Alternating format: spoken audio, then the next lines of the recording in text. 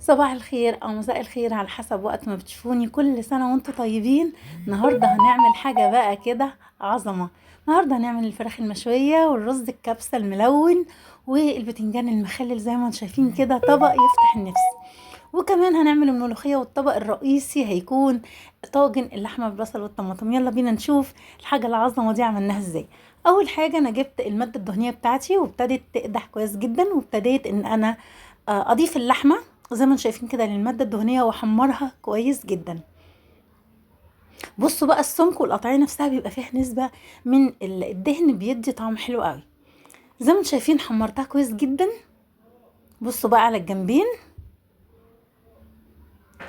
وبعد ما حمرتها ابتديت ان انا اضيف مكعبات البصل. زي ما شايفين كده بيبقى كمية بصل محترمة لكمية اللحمة، يعني ده على قد ده. زي ما شايفين كده ضفت مجموعة من الميكس الفلفل، زي ما شايفين حامي وبارد، ممكن الوان رومي اللي متوفر عندي. بصوا بقى اللحمة لما اتحمرت بقت عاملة ازاي، جميلة.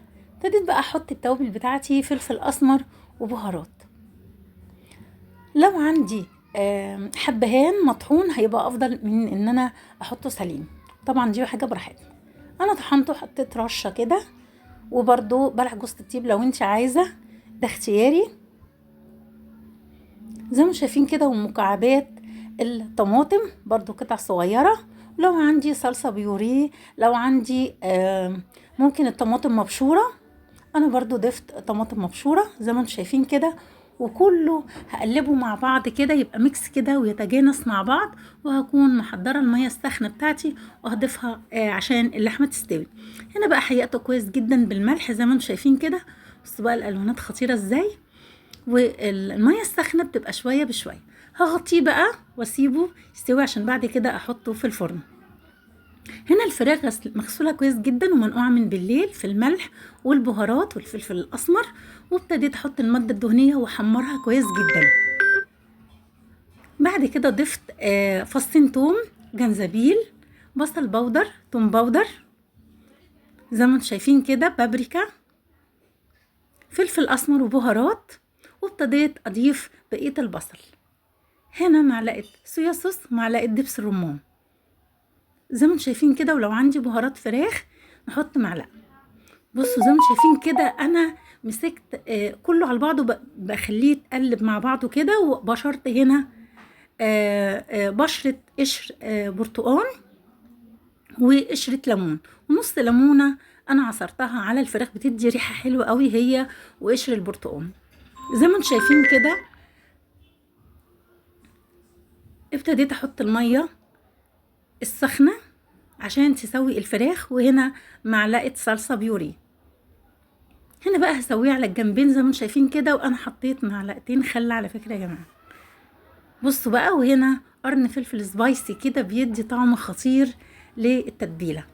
هنا هسيبها تستوي على الجنبين وبعد كده هحطها في الفرن. هنا بقى البتنجان المخلل بتاعي، قليت البتنجان وقليت الفلفل، عبارة عن الخلطة بقى اللي انتم شايفينها كده.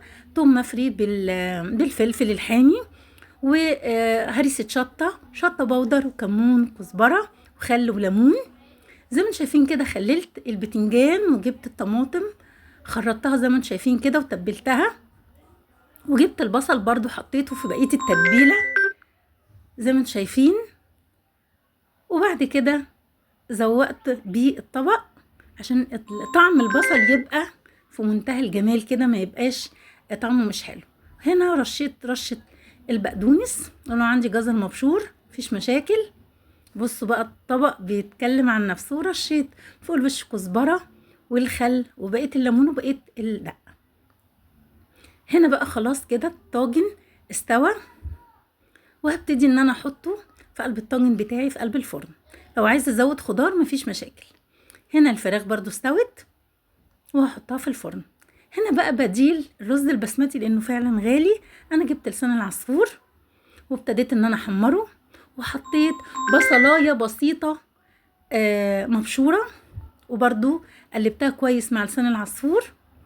وبعد كده حطيت فصين 3 توم، ويدوب شميت الريحة بتاعت التوم. وحطيت قرن فلفل سبايسي او الوان مفيش مشاكل. وابتديت ان انا اقلب كل المكونات، وحطيت معلقه كبيره من بهارات الكبسه، دي بتبقى جاهزه وجايباها من عند العطار. عايزه بقى اجود شويه مفيش مشاكل، فلفل اسمر، شويه بهارات من عندي، شويه كركم، لكن هي بهارات الكبسه بتبقى فيها كل حاجه اللي هي جاهزه. زي ما انتم شايفين ضفت مكعب مرق والميه السخنه بتاعتي، واول ما تغلي على طول هسيبها على نار هاديه، وحطيت مكعب المرق زي ما انتم شايفين. لو عندي شوربه مفيش مشاكل. بصوا بقى حطيت فحمايه للفرخه اول ما طلعت من الفرن زي ما انتم شايفين كده، وبرده هكتمها. حطيت عليها بقى معلقه زيت او سمنه بس عشان تعمل دخنه، وادي الطاجن.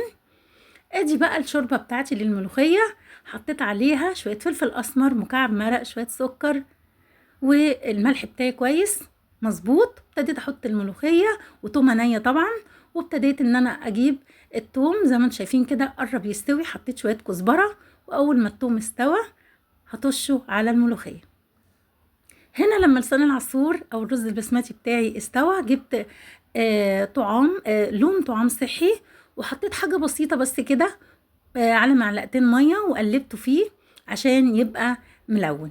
لو عايزه الوان غير اللون اللي انا حطيته مفيش مشاكل. لو عايزه تعددي الالوان برضو دي بتتجاب من عند العطار عادي. ادي الطاجن طلع من الفرن، بصوا بقى خطير ازاي. وادي البتنجان طبق بصراحه خطير. ادي الفراخ المشويه بقشر البرتقال والليمون، بصوا بقى خطيره يا جماعه. الصوص بتاعها، بصوا بقى الرز الملون خطير ازاي، وطعمه في منتهى الجمال. بصوا الفراخ دايبه ازاي. وادي الملوخيه بتاعتي، بصوا بقى خضره وخطيره. بصوا بقى جميله ازاي. ان شاء الله كل الوصفات بتاعتي تعجبكم، ولو عجبتكم يا ريت تعملوا لايك وشير واشتراك في القناه، ما تنسوش تفعلوا الجرس. بصوا بقى خطيره ازاي.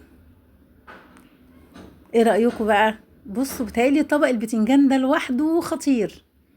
بصوا بقى عامل ازاي. بصوا بقى يا جماعه الملوخيه والرز البسمتي او لسان العصفور. ان شاء الله كل الوصفات تعجبكم. بصوا بقى لو عايزين تزودوا خضار مفيش مشاكل، اي نوع من انواع الخضار. بصوا بقى الطماطم والفلفل كان طعمهم هايل يا جماعه. كل سنه وانتم طيبين.